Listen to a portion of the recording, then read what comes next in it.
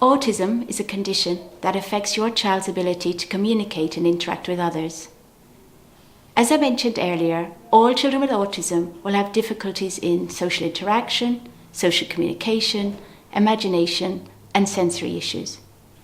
They may also have repetitive behaviours and narrow range of interests. Their autism can lie alongside other medical issues, and there may be varying levels of learning difficulty.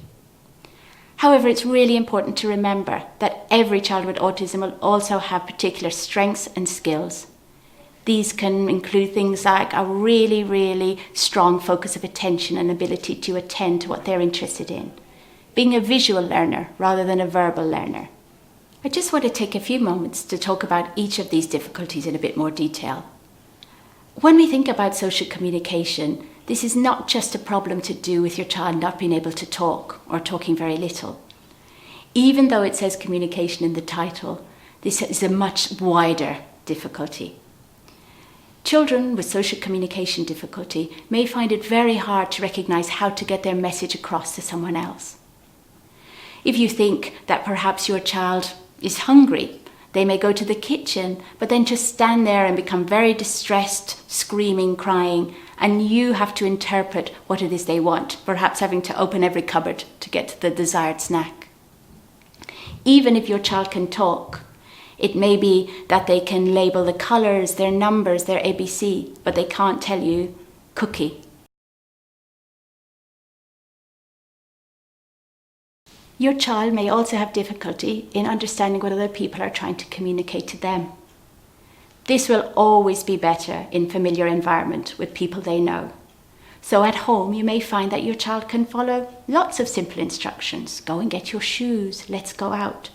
But take a minute to think about the help you're having to give your child for them to understand that. It may be that every time you're saying, come on, it's time to go, you're standing in the hall, you've half opened the buggy, you may have their coat, holding it up to put on them, lots and lots of cues. And it's those cues that are going to help your child understand exactly what you mean when you say it's time to go.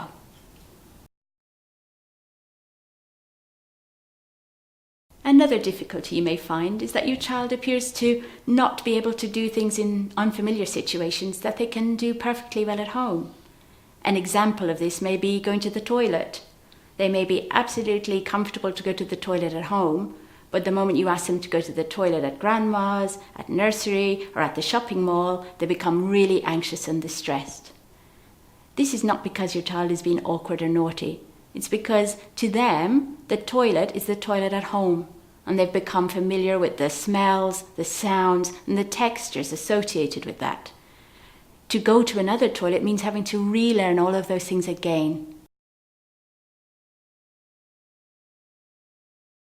Social communication difficulties can also affect your child's ability to use facial expression, body language, and gestures to help them get their message across. For instance, your child may not yet point or have pointed late.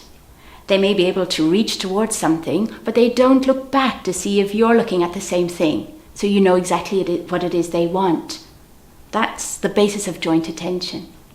You may also find it really difficult to draw their attention to something by simply pointing at it and saying, look. All of these things are examples of difficulties in shared attention. Hello, my name's Fatima and I'm here to talk about my son Elias today. He is 8 years old. Elias goes to school and Elias is a bright child and he's also a happy child. Although he had a speech delay growing up and he didn't speak until he was 3 years old.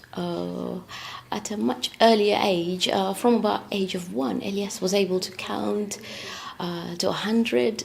He knew all his alphabets in several languages.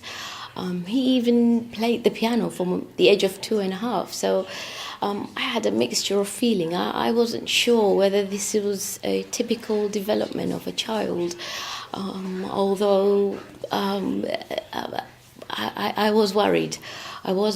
And the nursery where he was going to encouraged me to go down the route of assessment, and And I had very good support from the nursery. I had fantastic support here from the Wood Street Centre, and we went down that route, and through the right support and speaking to the right people, we were able to get the help that we needed.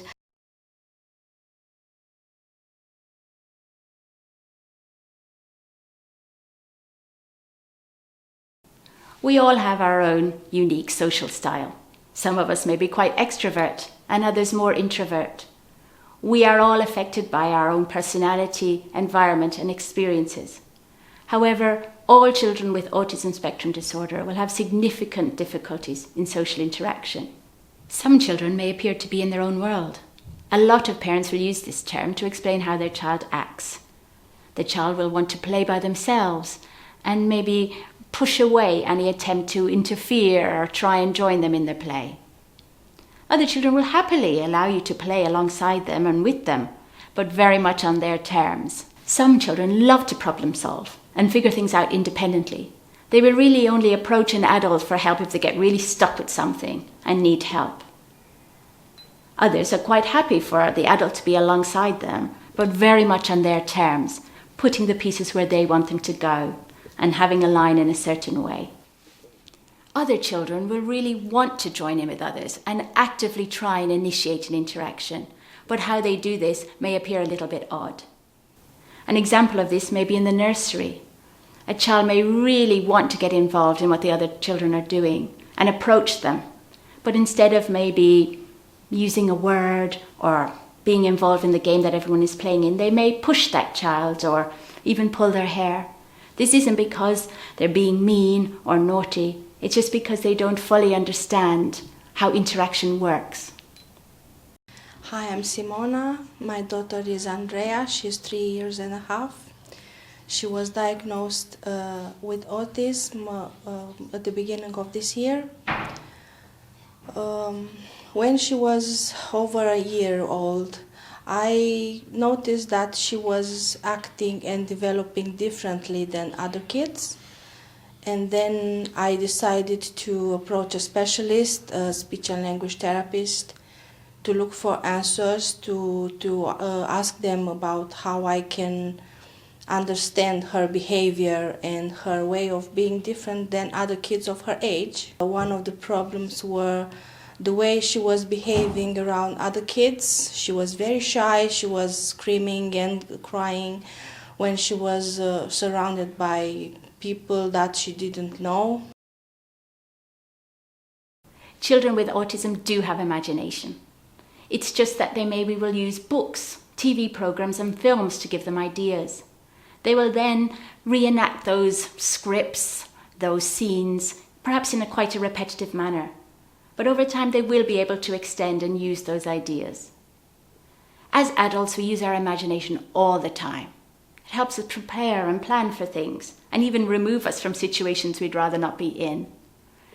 Things like perhaps going on holiday.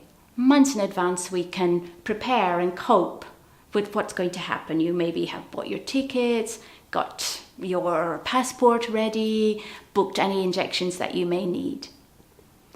We also use our imagination to plan for the worst case scenario. So you'll make sure you've got your medical card with you, bring plasters, pain meds, have the number of your hotel perhaps with you at all times. Children with autism spectrum disorder can have real difficulty in imagining and understanding events that are not in the here and now. It's much easier for your child to understand and even use words related to events that are in their immediate environment. For instance, if your child is playing with their train, there's a chance that they may say train or even choo-choo. However, if you ask them questions about the train ride they went on last week or the fact that they're going to grandma's on the train at the weekend, may be lost. They may not understand what you've asked. This skill in coping better in the here and now can help us to understand perhaps why children with autism can get very distressed and anxious when routines are changed. Take, for example, a child going to nursery. Jack may go with his mum every day in the buggy.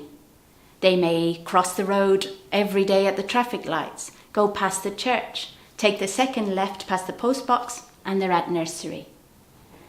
This route and the same routine every day helps Jack to understand where he's going and helps him plan and prepare for nursery. It will be very hard for Jack when, for example, the road is closed or perhaps the weather changes and his mum decides to take a car. All Jack knows about getting to nursery will be disrupted. His ability to plan and prepare for his day disrupted. Jack will feel anxious and distressed, and this may have an impact for the whole day. Another issue associated with difficulties in imagination can be your child's ability to deal with time. I am sure that all of you have experienced meltdowns and upset when you've said, that's enough of the iPad for now, you can have it again later, or you can have your sweets after dinner. Words like later, after, next week are really hard to understand. You can't taste them, see them, feel them. So especially for a child with autism, it's very, very hard. All they will understand is that you've taken that iPad away. They wanted the chocolates and you're not giving them to them. Children with autism spectrum disorder like to play as much as any other child. However, the way they choose to play may appear unusual. They may be more interested in sensory activities, like mouthing items, flapping, or perhaps stroking certain textures continuously. Your child may like cars. But what's interesting is that they may focus on certain parts of that car. So turn it upside down, look at the wheels, and just roll the wheels repeatedly, rather than playing with it perhaps in the typical or functional way we would expect. Another aspect is that children with autism may choose things to play with that aren't necessarily thought of as toys.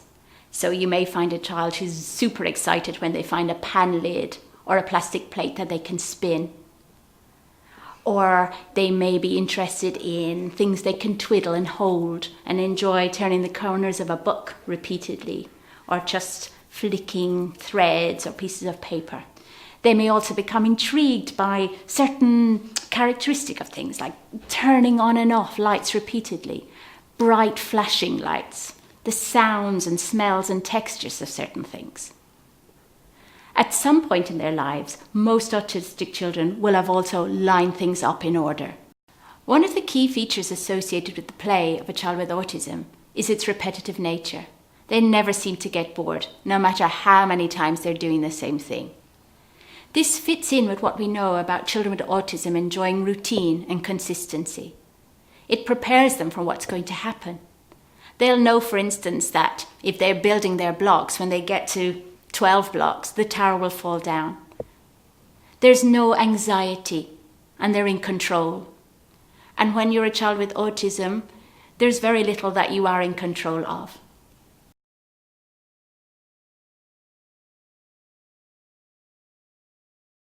All children diagnosed with autism spectrum disorder will have some degree of sensory sensitivity.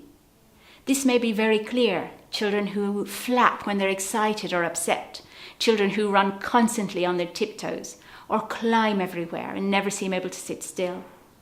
For other children, it may be much more subtle, a reluctance to touch certain textures, really not liking getting dirty or wet, perhaps certain sounds that seem to bother them and they'll put their hands over their ears.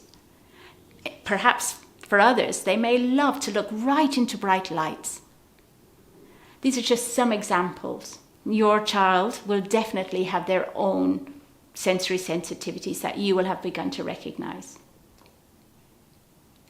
For typically developing people, the way we move, our muscles working, the touches, both inside and outside our body, send messages to our brain that help us to know where we are, what we're expected to do, and how to do it. For children with autism, these messages may become very muddled. They may feel very confused about what to do and how to do it. Depending on the sensory issue, their senses may feel very overcrowded. Lights are too bright, sounds are too loud, even the slightest touch on their skin may be too sensitive. For a lot of these children, they will seek out a dark, quiet space. You may find that they like going into a little tent or climbing under a chair or even a table. Other children may continuously just want to run and jump and move, even when you think they must be exhausted. Hello, I'm Egita. I have son Ibrahim, who is 3 years and 3 months old, and he got diagnosed with autism this June. I would like to speak more about sensory behavior because he engages in it a lot. That was the sign that something is wrong with him, because he was flapping from the early age, and this flapping wasn't stopping, because I thought while he's a baby it's fine, but when he became a toddler he was still doing that. Also, when he was 1 year and 4 months, he started spinning. He would take the lid of the pot and put the toys or clothes or food and would spin. And it looked quite strange and funny for me. So I started Google it, and then it was certain that something is wrong and I need to look for professional help. The professional said to me it's fine, because it helps him somehow to concentrate, to calm himself.